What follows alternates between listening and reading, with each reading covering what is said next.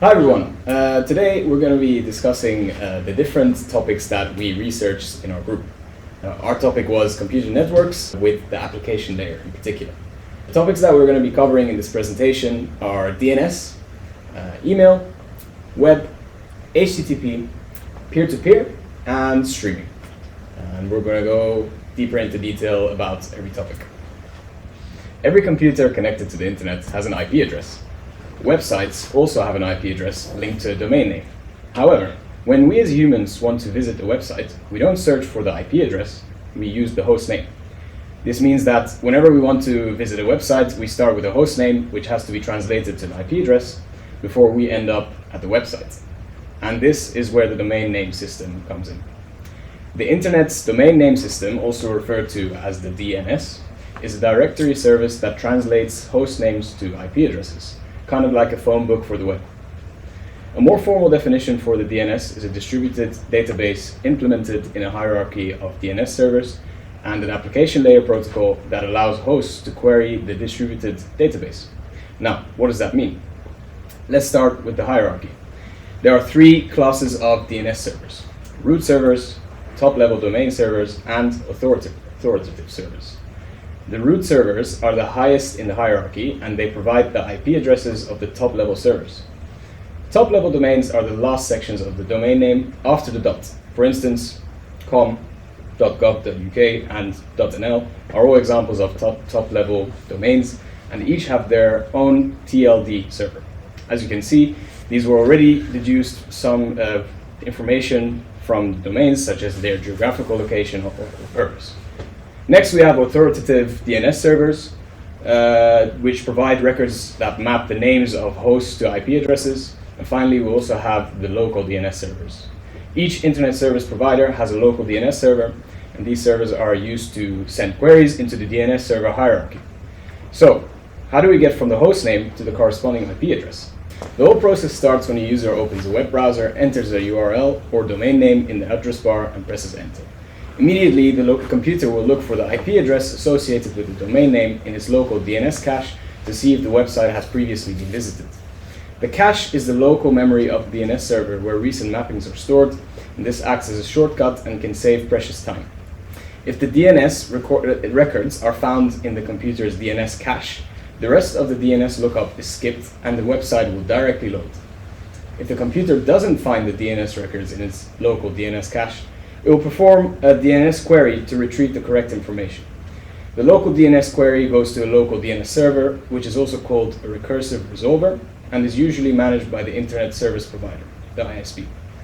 If the recursive resolver has the address, it will return the address to the user, and the website will load.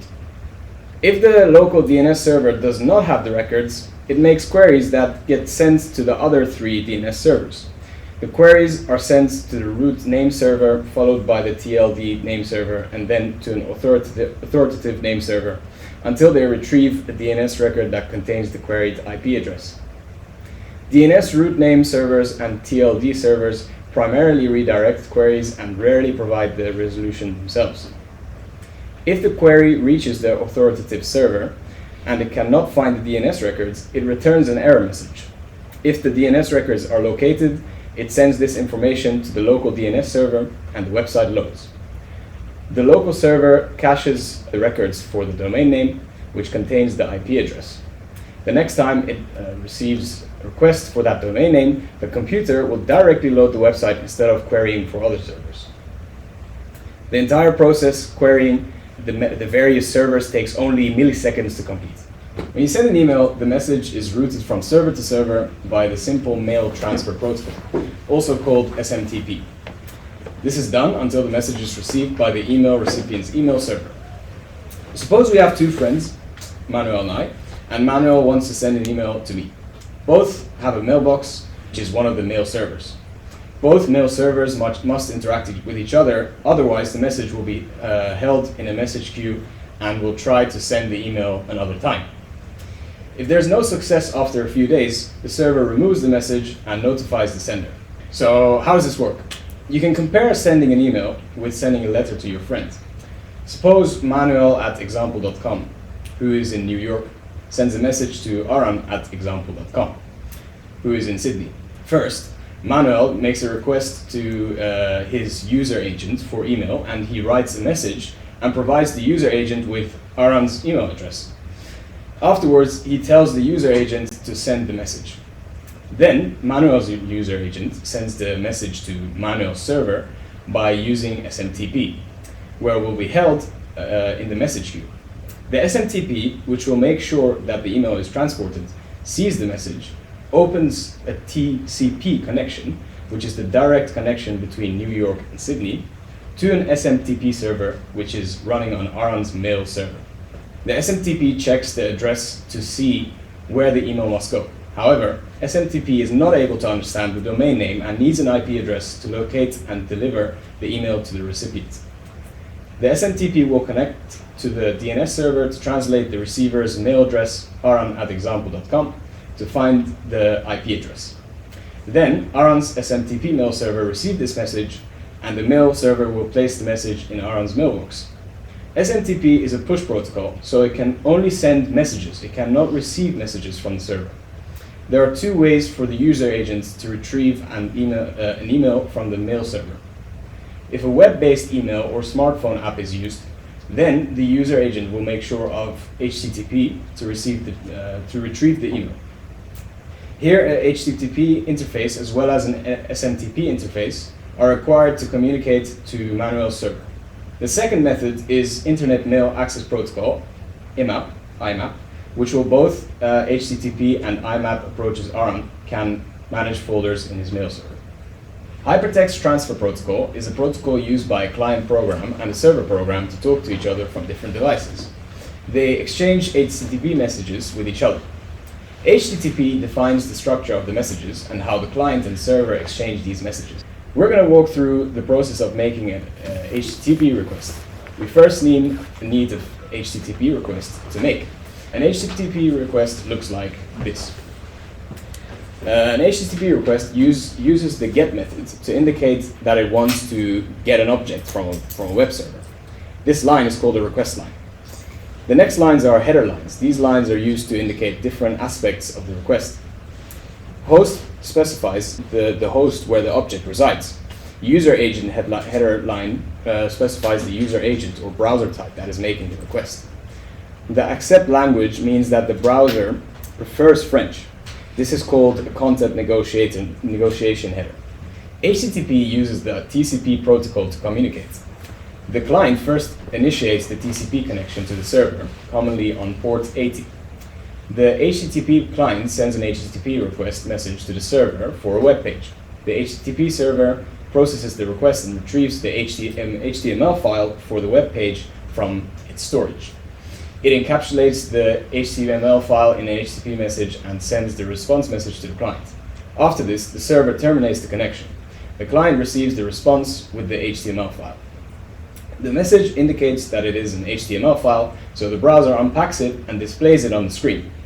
It sees that the HTML references 5 other GIFs, so the browser repeats these steps till all the files are fetched and received.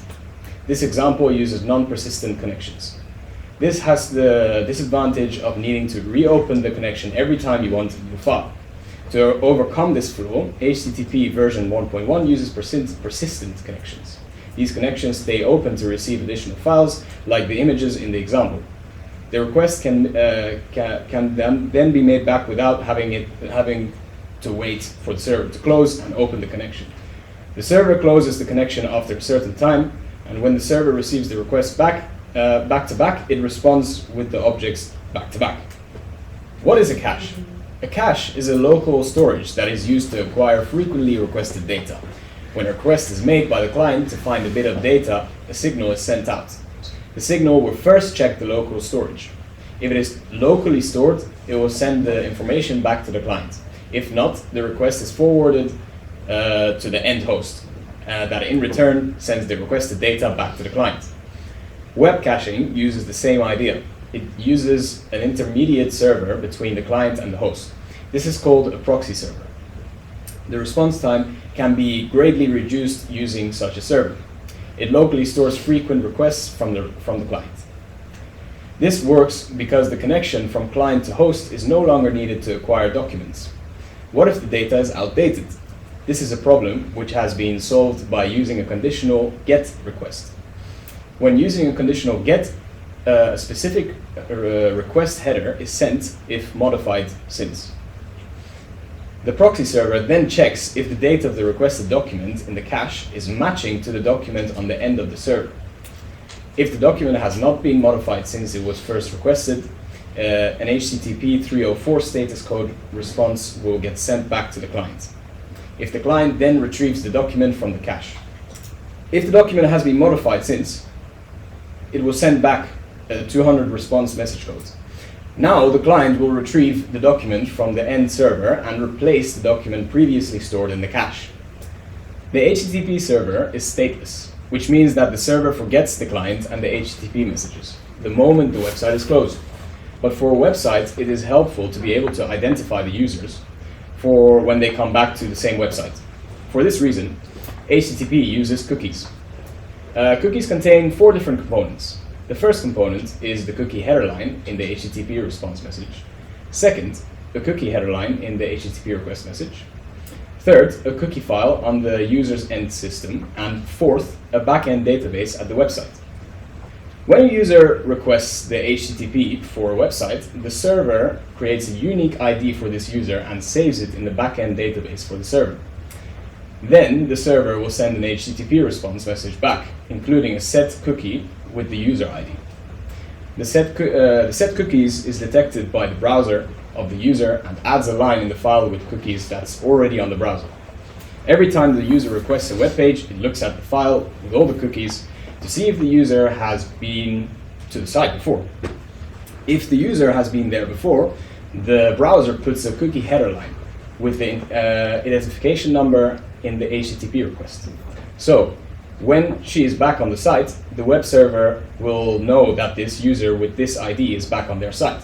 So it is able to keep the important information about the user and doesn't forget it every time the request is loaded. HTTP has different versions. After HTTP/1.1, a new version was created, HTTP 2. There are some differences between the two. Let's first go a few steps back.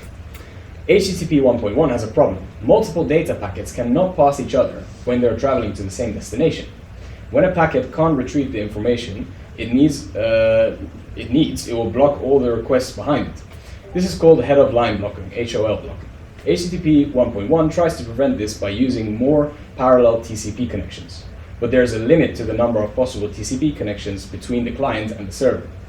And some requests still take a lot of server processing time, which will still cause HOL blocking.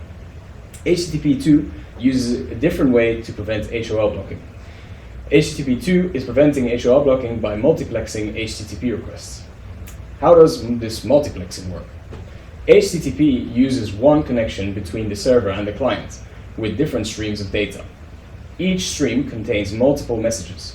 These messages are split into multiple sections called frames. These frames are binary coded, and because of the identifying tags, the connection can interleave the frames and reassemble them at the end. These frames can run parallel without blocking the messages behind them. This prevents the HOL blocking. However, multiple streams using the same resource can still cause performance issues. HTTP 2 solves this by using stream prioritization.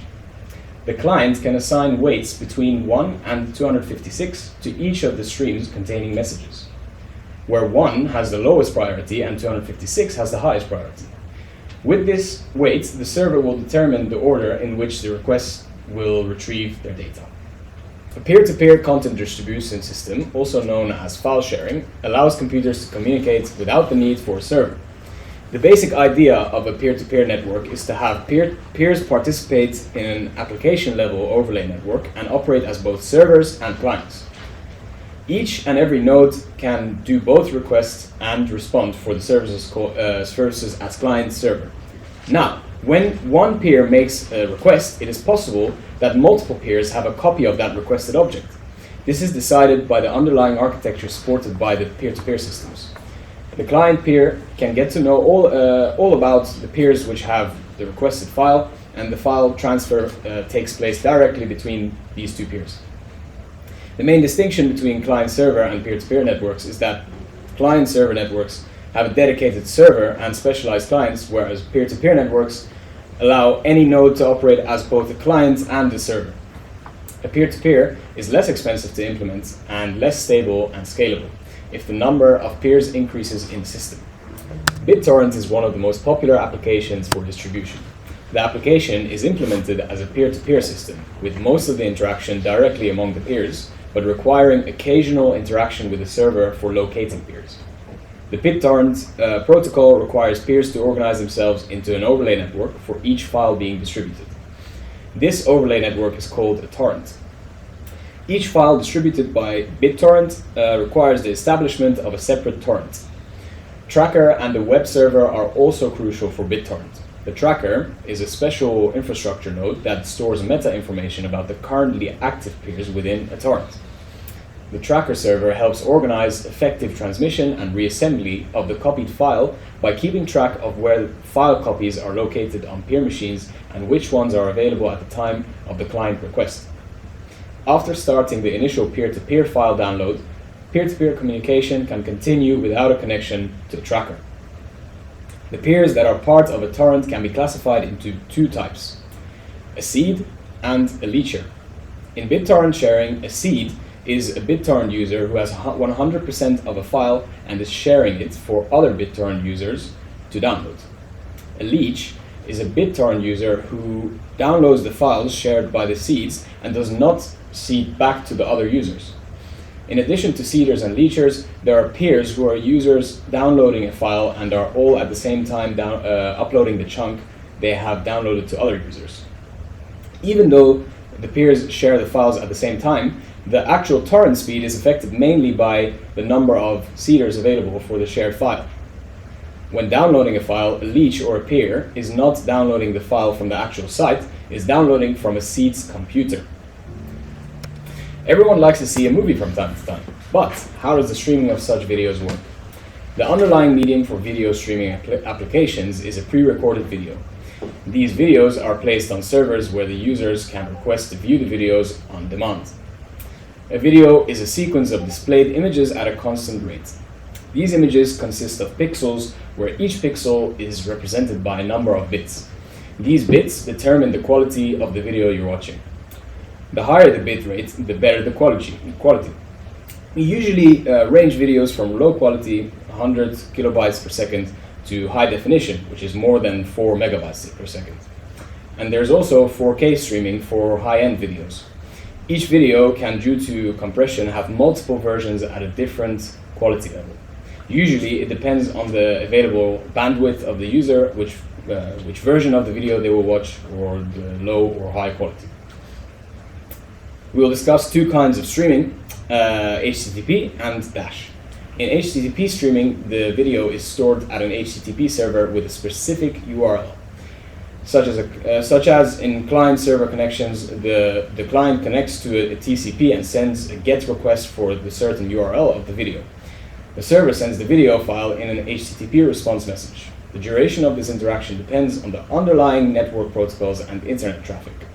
When the client receives the video, the bytes are collected in a client application buffer. If the client wants to see the video, the streaming video application grabs video frames from the client application buffer and deep compresses them to a certain amount of bits, as we discussed before. HTTP streaming seems like a fine method, but it has one big shortcoming. All clients receive the same encoding of the video, despite the variation in bandwidth. So they developed a new type of HTTP-based streaming called Dynamic Adaptive Streaming over HTTP Dash. In Dash, the video is stored in different versions with different bitrate and therefore quality.